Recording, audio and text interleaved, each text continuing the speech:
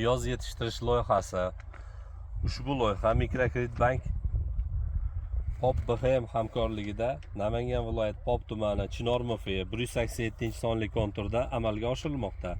Bu yerda piyoz ekilgan. Maydoni hajmi 10 gektar. Ekinlar holati: bu yerdagi ekinlar zamonaviy usullar bilan parvarishlanmoqda.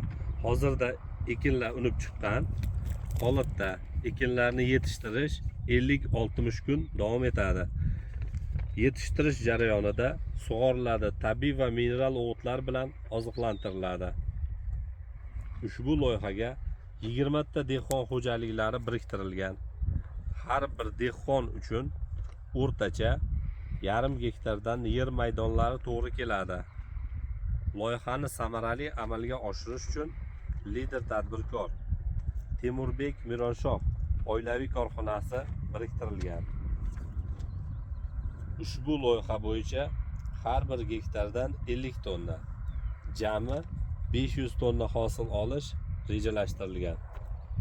Kelajakda ekin maydonini kengaytirish va shu orqali dehqon xo'jaliklarining daromadlarini oshirish niyatidamiz.